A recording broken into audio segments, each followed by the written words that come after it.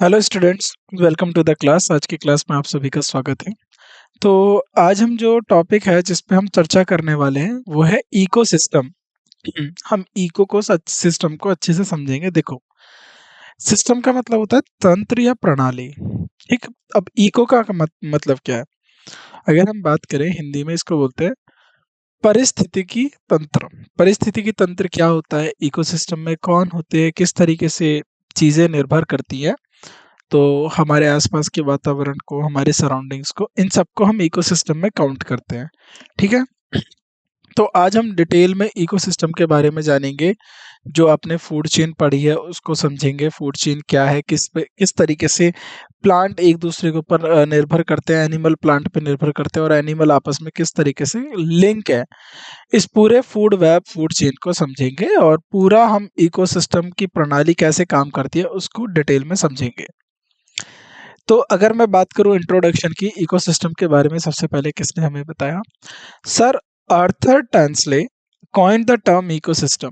तो सबसे पहले सर आर्थर टेंसले ने पारिस्थितिकी तंत्र शब्द का आविष्कार किया।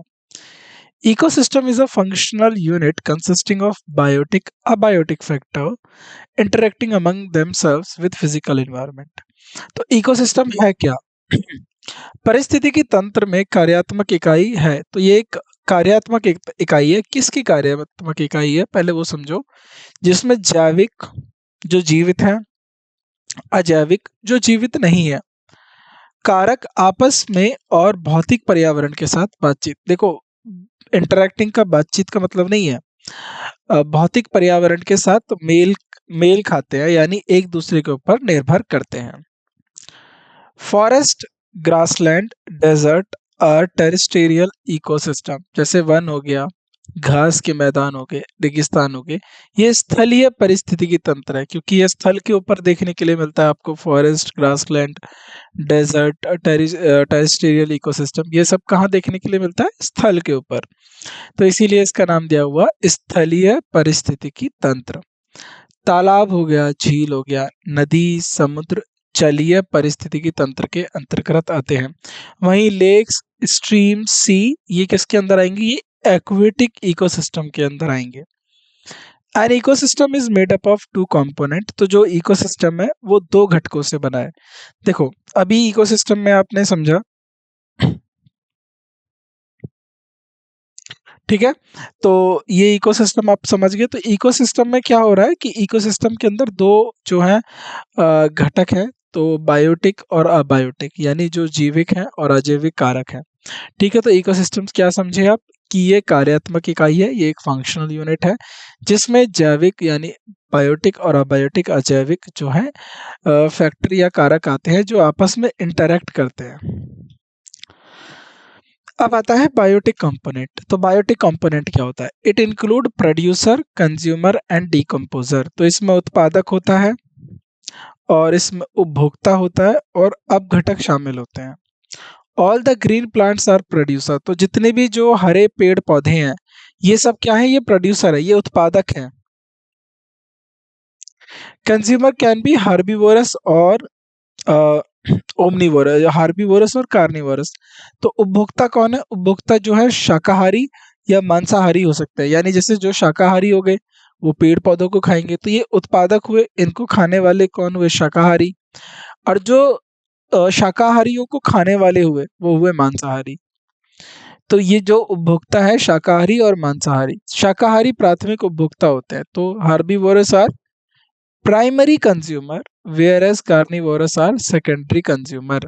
क्योंकि प्लांट, तो देखो ये हो गया प्लांट प्रोड्यूसर, प्लांट को खाने वाला हार्बीवोरस, तो ये प्राइमरी कंज्यूमर हो गया। हार्बीवोरस को खाने वाला कार्निवोरस, ये क्या हो गया? सेकेंडरी कंज्यूमर हो गया। ठीक।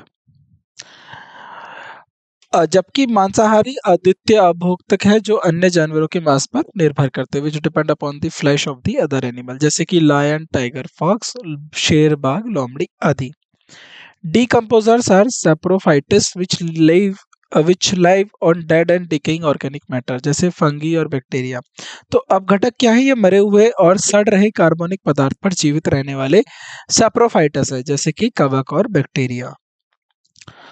अब फूड चेन क्या होती है? अब इसको समझो आप फूड चेन को।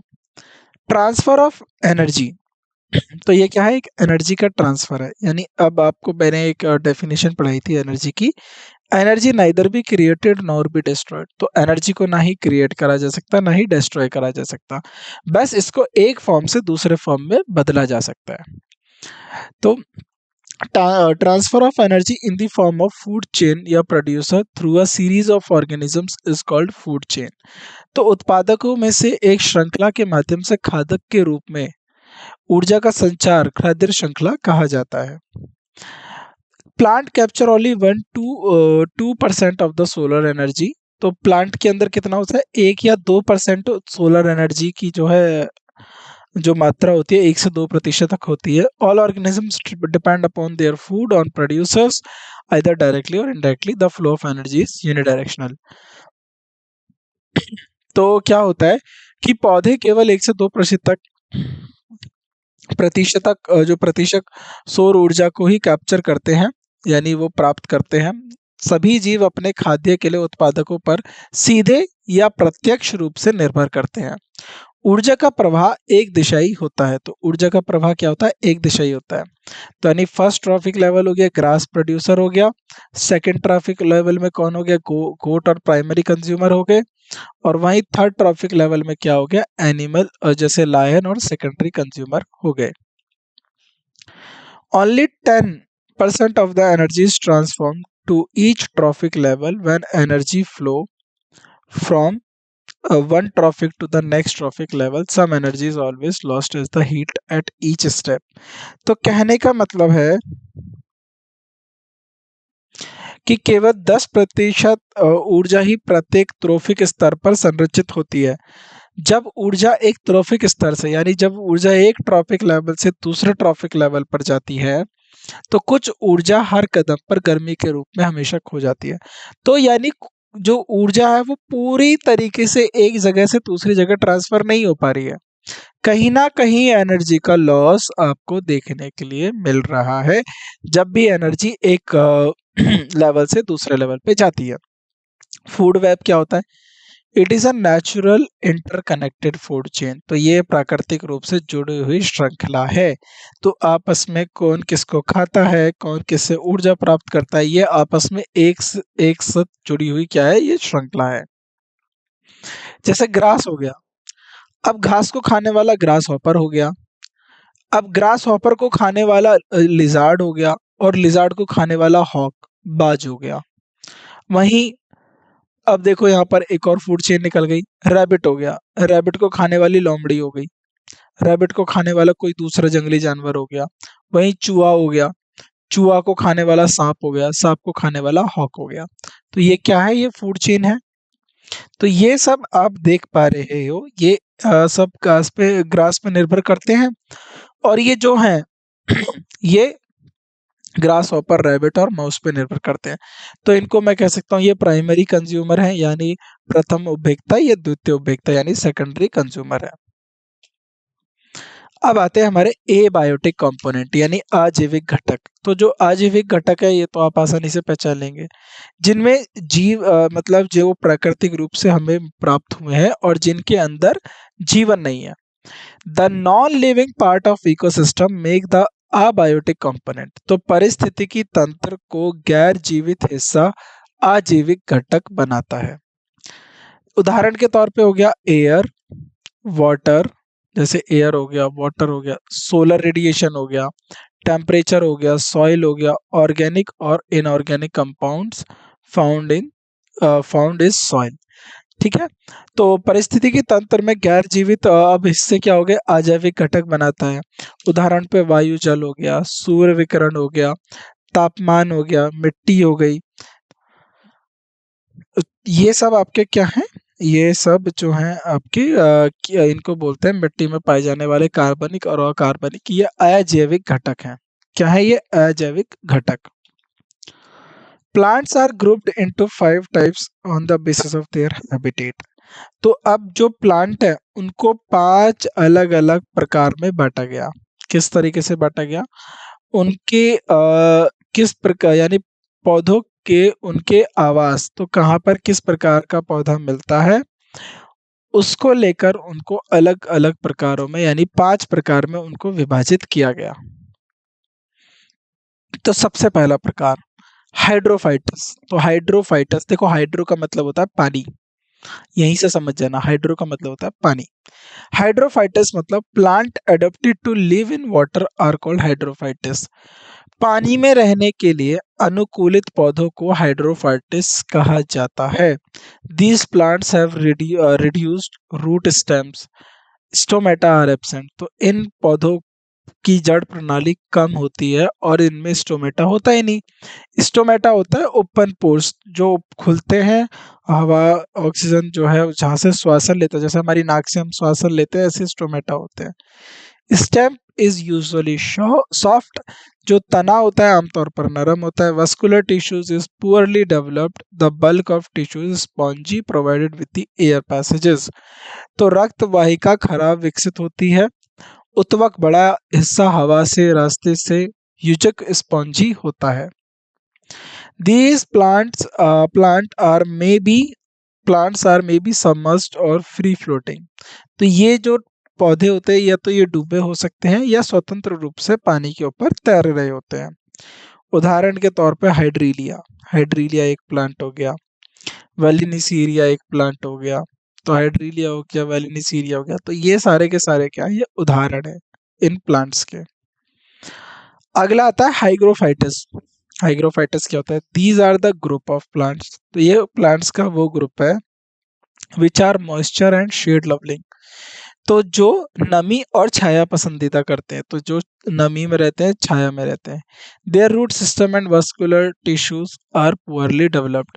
तो इनकी जो जड़ प्रणाली है और परिवहन उत्तवक है, जो टिश्यूज है उत्तवक है, अच्छी तरह से विकसित नहीं होते। उदाहरण के तौर पे सिप्रस ऑक्सीलस जनकस। तो ये उदाहरण याद रखना, सिप्रस ऑक्सीलस जनकस। और ऐसे ही हाइग्रोफाइटस का उदाहरण रखना, हाइड्रोफाइटस का और हाइग्रोफाइटस दोनों के उदाहरण आपको पता होने चाहिए, याद होने चाहिए। अब आता है आपका मीजोफाइटस। मीजोफाइटस क्या होता है? The plant which survive in moderate supply of water is known as mesophytes. तो वो सभी पौधे जो सामान्य या मात्र यानी कम पानी में भी जो आपूर्ति में भी जीवित रहते हैं। तो जो बहुत कम पानी में भी जो यानी कम मतलब हम कह सकते हैं कि जिनको पानी की ज़्यादा ज़रूरत नहीं है, तो कम पानी में भी जो जीवित या अपनी आपूर्ति पूरी करके रखते हैं, उनको हम बोलते हैं mesophytes. They have well developed root system and leaves. तो उनके पास अच्छी तरह से विकसित जड़ों का सिस्टम और पत्तियां होती हैं। They are usually large and fast growing. वे आमतौर पर कैसे होते हैं? वो बहुत बड़े होंगे और बहुत तेजी से बढ़ने वाले होते हैं, मेसोफाइटस। ठीक है, तो ये जो भी आप हाइग्रोफाइटस देखा आपने, हाइग्रोफाइटस, हाइड्रोफाइटस, हाइग्रोफाइटस, अब मीजोफाइटस, इन सबके कैरेक्टरिस्टिक्स आपको पता होने चाहिए। अगला आता है आपका xerophytes. Plants which are able to survive in dry condition. वो पौधे जो ड्राई कंडीशन, सूखे हुए हालात में जीवित रहने में सक्षम होते हैं। जैसे कि कैक्टस देखा है आपने, कैक्टस, झाड़ियाँ, ये सब ज़ेरोफाइटस है। रेगिस्तान के जो पौधे होते हैं ये ज़ेरोफाइटस होते हैं। पहाड़ों पे जो पथरीले पहाड़ होते हैं जहाँ पर पानी नहीं पहुँचता, वहाँ पर ज़ेरोफाइटस उग जाता है। Soil contain is very small amount of water. जहाँ पर मिट्टी में बहुत ही कम मात्रा में पानी होता है, वहाँ पर ये पौधे आपको देखने के लिए मिलेंगे। उदाहरण के तौर पे ज़ेरोफाइटस। तो ज़ेरोफाइटस कौन सा हो गया आपका? कैक्टस हो गया। तो कैक्टस ये आपका क्या हो गया? ज़ेरोफाइटस हो गया। तो ये सारे आपके क्या है? ये वो पौधे हैं जहाँ पर कम पानी में भी ये जो है जीवित रहते हैं। अब आता है आपका हेलोफाइटस। हेलोफाइटस क्या होता है? अब हेलोफाइटस को समझते हैं। The plant that inhabit into the soil with high concentration of salt like. देखो, जो प्लांट जो ऐसे पौधे जो उच्च सॉल्ट की मात्रा वाली मिट्टी में भी पाए जाते हैं, जैसे समुद्र के किनारे, वहाँ पर पानी में बहुत ज़्यादा वो होती है, सलाइन वाटर होता है, सलाइन जो है सॉइल होती है, यानी नमक उसमें बहुत ज़्यादा होता है मिट्टी में। कंसंट्रेशन ऑफ सॉल्ट लाइक जैसे कि NaCl हो गया, सोडियम क्लोराइड, मैग्नीशियम सल्फेट हो गया, तो ये सब खारे पानी में बसते हैं। तो जैसे समुद्र का पानी खारा पानी होता है, वहां पर ये हेलोफाइटस देखने के लिए मिलेंगे। उदाहरण के तौर पे स्प्राटिना हो गया, अल्ट्रीनी फ्लोरा हो गया, तो ये सब क्या है आपके हेलोफाइटस हैं। इनको क्या बोला जाता है? हेलोफाइटस। बायोटिक कम्युनिटी यानी जैविक समुदाय, various population of living in definite geographical region is called biotic community. निश्चित भौगोलिक क्षेत्र में रहने वाले विभिन्न जनसंख्याओं के जैविक समुदाय को बायोटिक जो है जैविक समुदाय कहते हैं, बायोटिक कहते हैं। तो वेरियस पॉपुलेशन ऑफ लिविंग, तो जहाँ पर बहुत सारे यानी भौगोलिक क्षेत्र में रहने वाले विभिन्न जनसंख्या, यानी वेरियस पॉपुलेशन, एक टाइप की नहीं, बहुत सारे आपकी होनी चाहिए। Living in definite geographical reason, तो किसी डेफिनेट जोग्राफिकल रीजन में होना चाहिए, उसको बोलते हैं बायोटिक कम्युनिटी। अब बायोडाइवर्सिटी क्या होती है? जैव विविधता क्या होती है? देखो हम बोलते हैं ना ये हॉटस्पॉट बायोडाइवर्सिटी है, इसका मतलब क्या होता है? Biodiversity is a variety of living spaces on earth including plant, animal, bacteria, fungi. तो जैव विविधता पृथ्वी पे जो जीवित प्रजातियां हैं की विविधता होती है, जिसमें पौधे हो गए, जानवर हो गए, बैक्टीरिया, कवक सब शामिल होते हैं। तो आपने देखा होगा कि जगह जगह पे हमने बायोडाइवर्सिटी पार्क बनाए हुए हैं, वहां पर बहुत सारे पौधे होते हैं, बहुत जानवर, अलग अलग प्रकार के जानवर देखने के लिए मिलेंगे। तो जो जंगल होते हैं, घने जंगल होते हैं, वो बायोडाइवर्सिटी होते हैं, क्योंकि वहां पर एक तो प्लांट के प्रकार बहुत मिलेंगे, तो बहुत प्रकार के जो वहां पर प्लांट रहते हैं, एनिमल रहते हैं, वहां पर बैक्टीरिया रहता है, फंगी रहता है, तो उन सब क्षेत्रों को हम क्या बोलते हैं? बायोडाइवर्सिटी बोलते हैं। तो अब जो ये पांचों प्लांट है, हाइड्रोफाइटस, हाइग्रोफाइटस, मीसोफाइटस और जेरोफाइटस, इन सब के बारे में आपको पता होना चाहिए। फिर बायोटिक कम्युनिटी के बारे में पता होना चाहिए और बायोडाइवर्सिटी के बारे में पता होना चाहिए। Our earth biodiversity is so rich that many species have yet to be discovered. तो हमारे यहाँ की जो जैव विविधता है, तो ये आपको पता होगा, हमने लाखों करोड़ों स्पीसीज को अभी तक जो है खोजा है, लेकिन ऐसी बहुत सारी स्पीसीज हैं जिनको अभी तक खोजना रह गया है। अभी हमने समुद्री जीवन को पूरी तरीके से देखा ही नहीं है, पूरी तरीके के जितने पेड़ पौधे अभी हमने उनको भी नहीं देखा है, कितने तरीके के कीड़े मकोड़े हैं उनको भी नहीं देखा है। तो बहुत सारी स्पीसीज जो है वो अभी ढूंढने से, अभी उनको खोजा भी नहीं गया। तो हमारे इतनी हमारी जो है यहाँ पर पृथ्वी पर जैव विविधता देखने को मिलती है।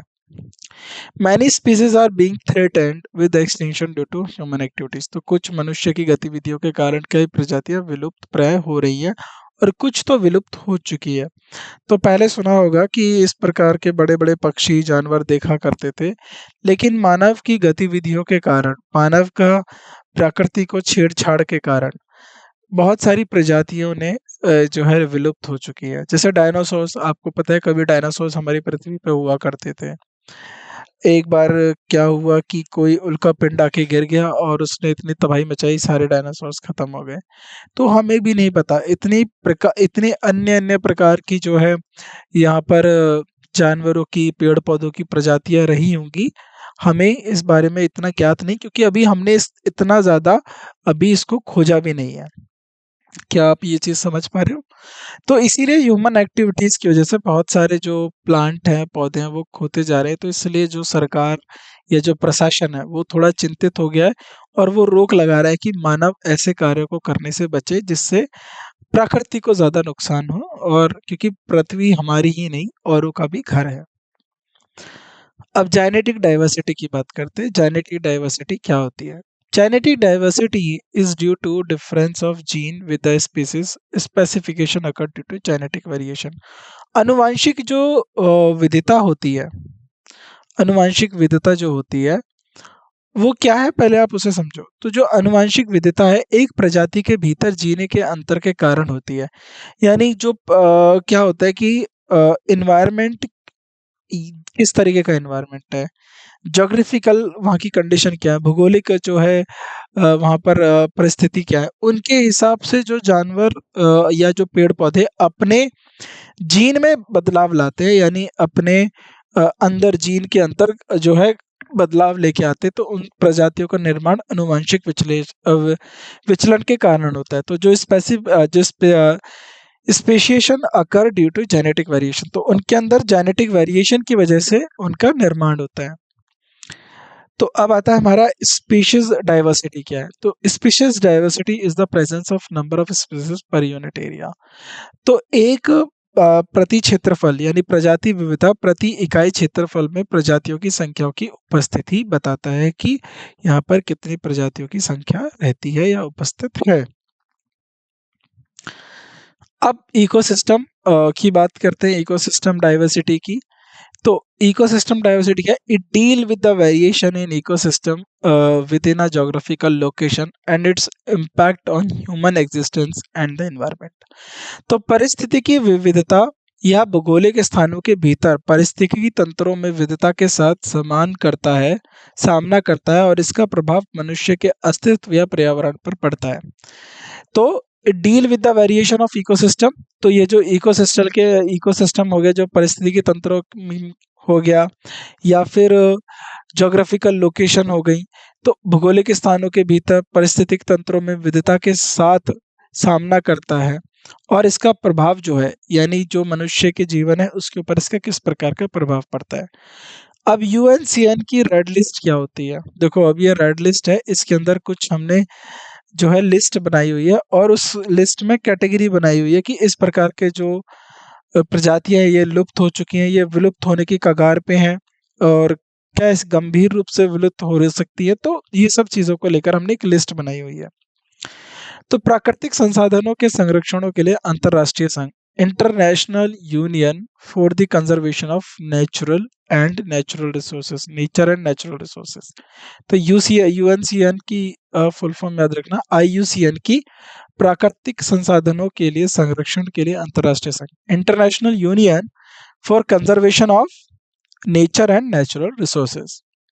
अब सबसे पहले लिस्ट में आता है एक्सटिंक्ट स्पीशीज यानी विलुप्त प्रजाति, जो प्रजाति विलुप्त हो गई है। A species is extinct when survey in the known habitat have failed to find any record of individual। तो किसी प्रजाति को विलुप्त प्रजाति कब कहेंगे? एक प्रजाति तब विलुप्त हो जाती है जब ज्ञात आवासों पर, जब हमें पता है कि वह प्रजाति यहाँ मिल सकती है, वहां पर हमने सर्वेक्षण में किसी व्यक्ति का रिकॉर्ड यानी उस प्रजाति का कोई रिकॉर्ड नहीं मिलता और उसमें हमें रिकॉर्ड में विफलता मिलती है, हमें जानकारी ही नहीं मिलती है कि वो जो प्रजाति है वो है या नहीं वहां पर, तो तब हमें कहना पड़ता है कि ये एक्सटिंक्ट स्पीशीज है।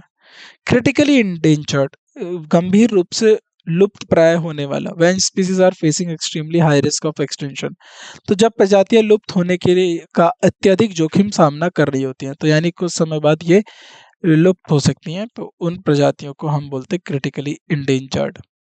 वनरेबल की इनको कहते हैं A species facing high risk of extinction in future, एक प्रजाति जो भविष्य में लुप्त होने का उच्च जोखिम सामना कर रही हो। अब ये जो प्रजाति है ये तो देखो आप पेड़ पौधों की भी हो सकती है, ये प्रजाति आप जानवरों की भी हो सकती है, तो ये प्रजाति किसी की भी हो सकती है।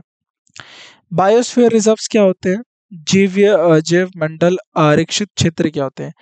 These are protected area of land or coastal area for the conservation of species of plant and animal।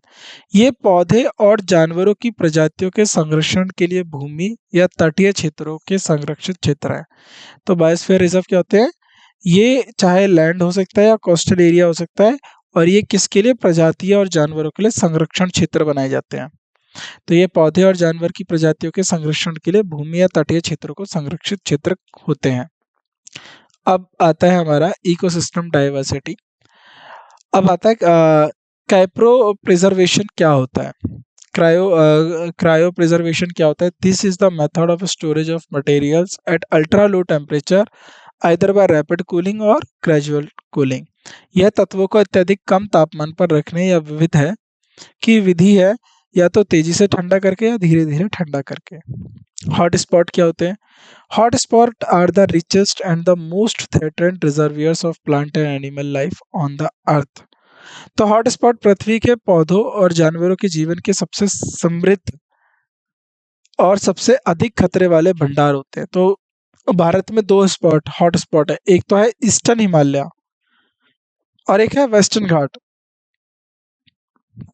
ठीक है, तो भारत के दो हॉट स्पॉट कौन से, पश्चिम घाट और पूर्वी हिमालय। पूर्वी हिमालय कहाँ पर, नॉर्थ ईस्ट ये वाले एरिया में, ये वाला जो भारत का ये वाला जो एरिया होता है, आसाम, मेघालय, त्रिपुरा, मिजोरम, नागालैंड, मणिपुर, तो ये सब जो अरुणाचल प्रदेश, ये सब क्या है आपका हॉट स्पॉट। बाकी जो वेस्टर्न घाट है उनको जो है सह्याद्रीज जो है वो आपके कौन है hot spot, not Sahyadris, western Ghat, sorry ये सह्याद्री नहीं, वेस्टर्न घाट।